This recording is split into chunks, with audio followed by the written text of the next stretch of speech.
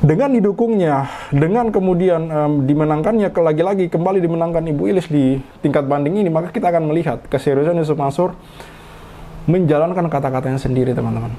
Menjalankan kata-katanya sendiri. Bagaimana? Apakah kemudian Yusuf Mansur ini akan kembali ingkar janji, ataukah Yusuf Mansur ini mau bertanggung jawab?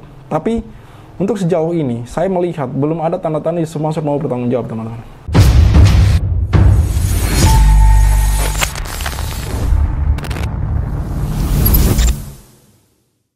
Bismillahirrahmanirrahim. Assalamualaikum warahmatullahi wabarakatuh. Kembali bersama saya Walid.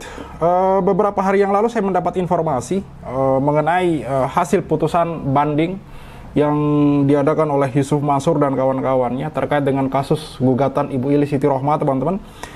Ini informasi sebenarnya sudah lumayan lama saya dapat 3 atau 4 hari yang lalu, namun saya baru bisa membuat konten hari ini, teman-teman, dikarenakan satu dan yang lain hal. Saya bacakan dulu putusannya, teman-teman. Amar putusan banding.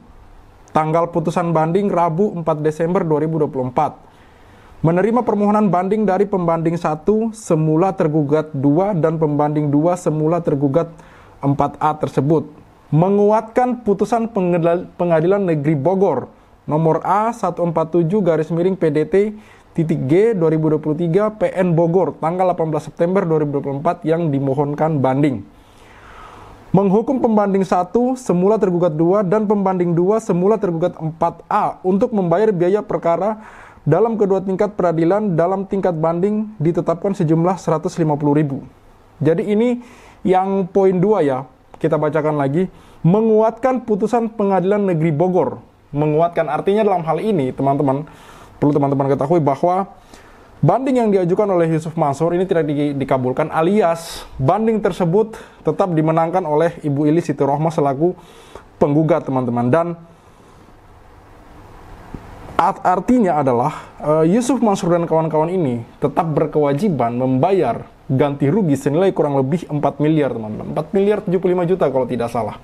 Mari kita simak video wawancara dari Pak Dar Syarif dan Pak Zaini Mustafa ini. Lagian di pengadilan mah bukan menang kalah. Kalau gua kalah, gua disuruh bayar gitu doang kan. Lah kalau disuruh bayar kan dari dulu gua bilang, ngapain lu ke pengadilan?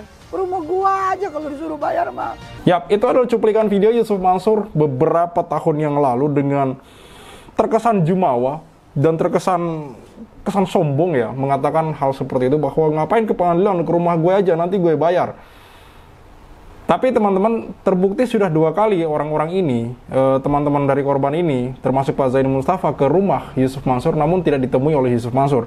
Bahkan ketika teman-teman ini kemudian berupaya membawa kasus ini ke pengadilan dan kemudian dimenangkan, Yusuf Mansur masih mempersulit para korban.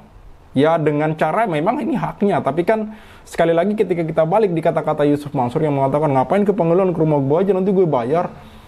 Tapi nyatanya, korban sudah menang di pengadilan pun, Yusuf Mansur masih mengajukan banding, teman-teman. Artinya memang orang ini, yang pertama dia tidak sesuai antara mulut perkataannya dengan kenyataan, teman-teman. Yang kedua, orang ini pelit, teman-teman. Pelit. Dan terkesan tidak mau tanggung jawab. Dan yang ketiga, ini cuek dengan apa yang dirasakan oleh para korban. Kalau beberapa waktu lalu saya membahas video tentang Yusuf Mansur mengunjungi Gus Miftah, itu tidak lain dan tidak bukan untuk menunjukkan kepada teman-teman bahwa Yusuf Mansur peduli terhadap penjual es teh itu hanya sekedar pencitraan, teman-teman. Lah logikanya gimana? Lah logikanya jelas sekali, teman-teman. Bagaimana kita tidak bilang pencitraan? Orang yang notabene korban jelas-jelas dirugikan oleh Yusuf Mansur, dia tidak peduli, dia acuh tak acuh gitu. Kok ujuk-ujuk dia muncul sibuk ngurusi kasus Gus Miftah gitu, sibuk peduli dengan si penjual es teh ini, padahal tidak ada hubungannya sama sekali dengan dia gitu. Maka kita bisa lihat bahwa ini adalah sebuah pencitraan semata, teman-teman, untuk mencari panggung dan mencari pamor lagi, teman-teman.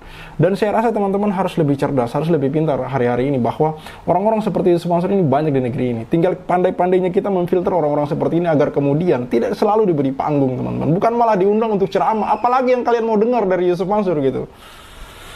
Mari kita simak. Intinya sekali lagi, banding yang diajukan oleh Yusuf Mansur untuk kasus Ibu Ilis di Pengadilan Negeri Bogor ini itu ditolak, teman-teman. Ditolak, dan Yusuf Mansur kembali ditegaskan untuk kembali menyelesaikan tanggung jawabnya, membayar kerugian sejumlah kurang lebih 4 miliar lebih, teman-teman.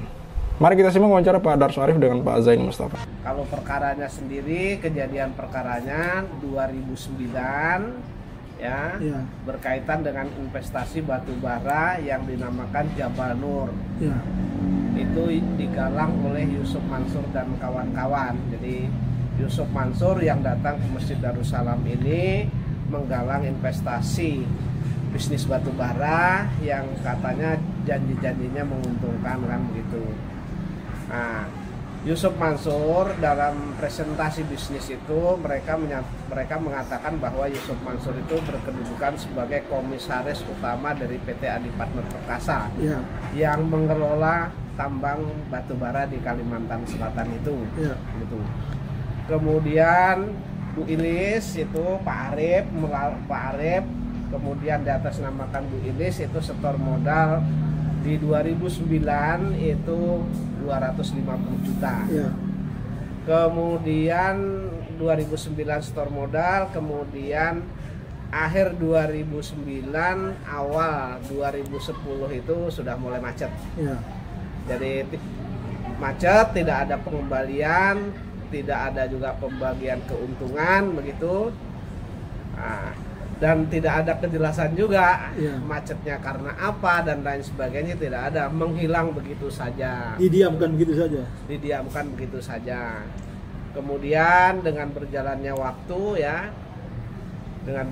waktu, kemudian sampai hampir 12 tahun yang lalu tidak ada kejelasan.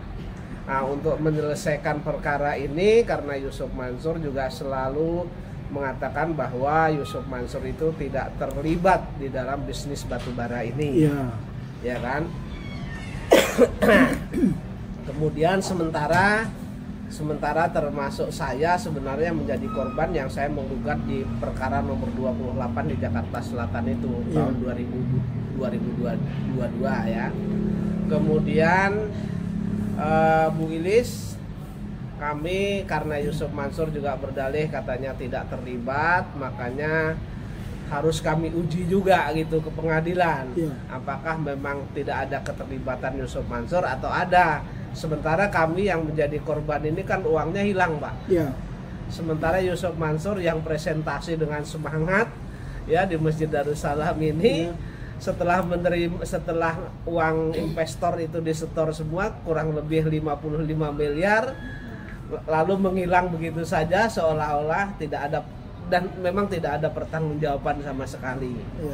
Dan kemudian di akhir Yusuf Mansur sesumbar juga bahwa mereka tidak terlibat, itu mereka mengatakan di media TV, kemudian di medsos juga dan lain sebagainya. Jadi tentu kami juga merasa seolah-olah kami itu berbohong gitu loh, Pak. Kalau dia ngomong tidak terlibat, tidak ada bisnis batu bara, sementara uang kami hilang kan, seolah-olah kami yang membuat fitnah begitu. Nah, untuk menghilangkan fitnah itu, kemudian untuk memastikan ada keterlibatan Yusuf Mansur atau tidak, makanya kami uji di pengadilan ya, di Pengadilan Negeri Bogor itu Bu Ilis memberikan kuasa kepada saya, kemudian kami daftarkan gugatan di sana. Didaftarkan tuh di akhir 2023, kemudian putusannya itu baru 18 September ini, Pak, 2024 ya. Artinya hampir kurang lebih perjalanan waktu 8 bulan 9 bulan lah ininya ya. Alhamdulillah setelah persidangan demi persidangan kami lalui, alhamdulillah itu putusannya adalah memenangkan kami. Artinya gugatan dari Bu Ilis ini diterima, Pak. Nah, kemudian diterima. Amar putusan itu satu mengatakan bahwa gugatan diterima sebagian. Kemudian kemudian yang kedua amarnya menyatakan ya, di sana memakai kalimat tergugat 1, tergugat 2, tergugat 3, tergugat 4 dan tergugat 5.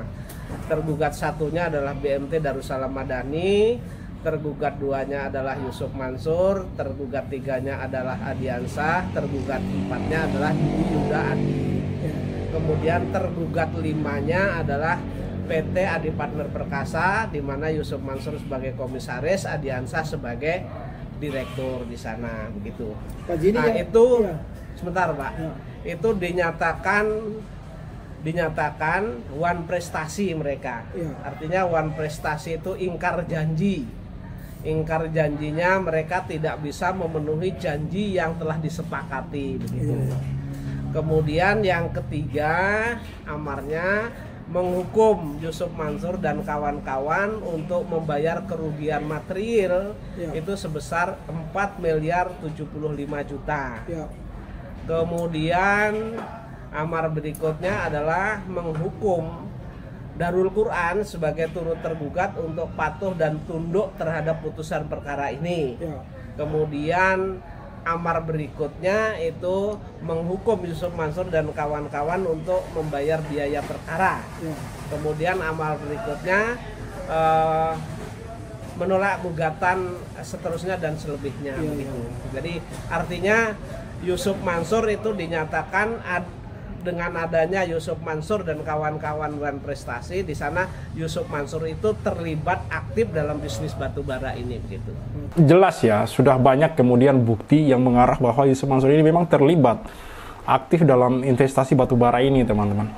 Ada banyak juga pernyataan-pernyataan Yusuf Mansur yang mengarahkan bahwa memang Yusuf Mansur ini ada dan terlibat dalam kasus investasi batubara ini. Salah satu contoh yang paling nyata, misalnya Yusuf Mansur mengatakan pernah mengembalikan uang sejumlah berapa 20 miliar lebih, teman-teman.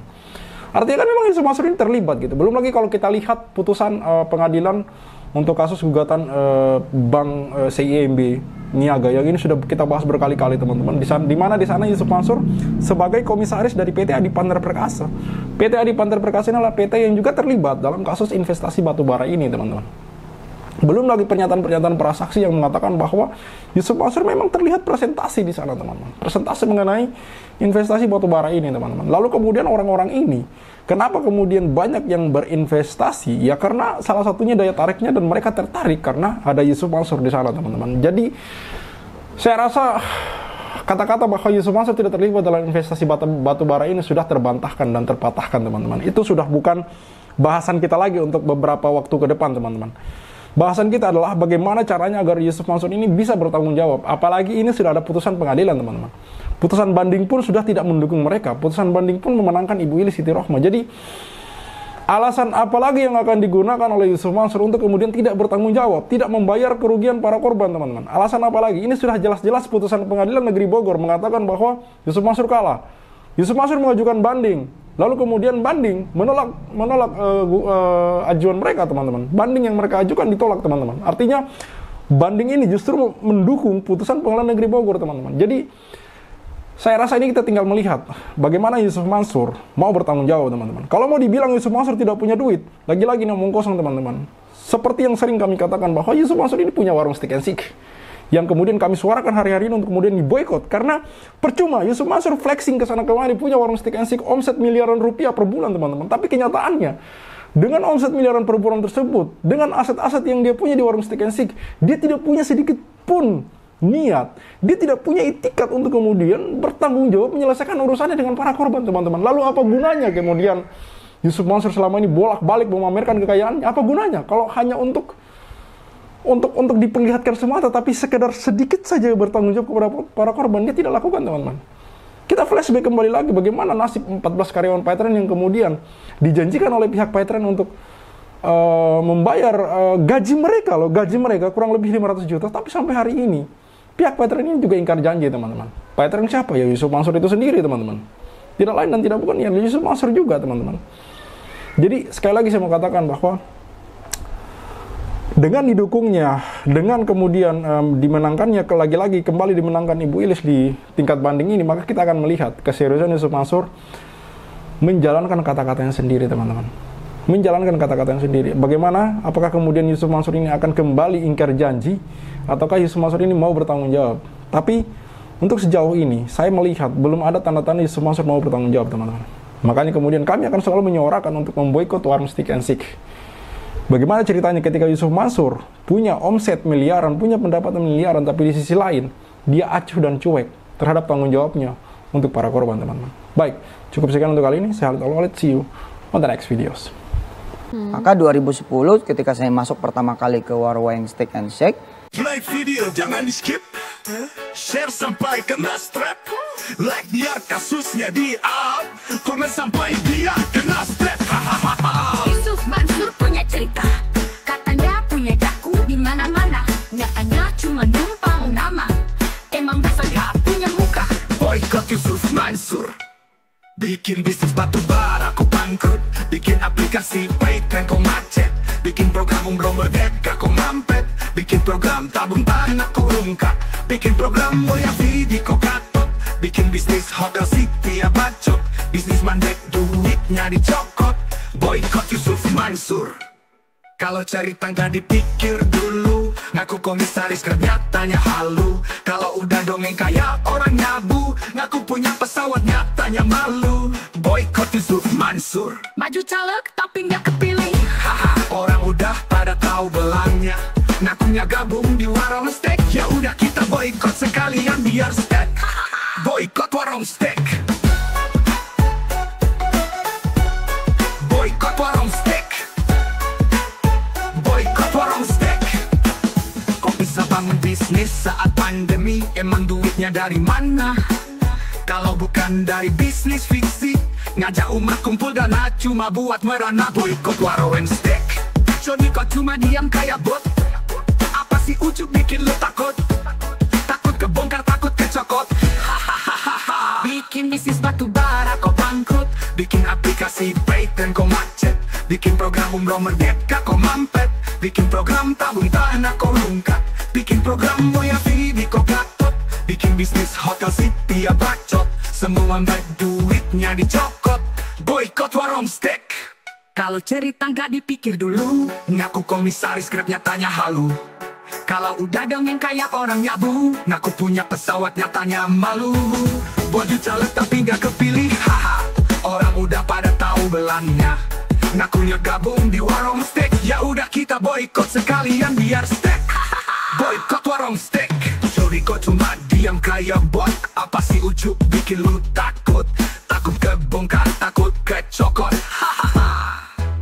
Bikin bisnis batu bara kau bangkrut, bikin aplikasi Paytran kau macet, bikin program umroh merdeka kau mampet, bikin program tabung tanah kau rungkat, bikin program moya video kau gatot, bikin bisnis hotel city ya bacot, semua baik duitnya dicokot.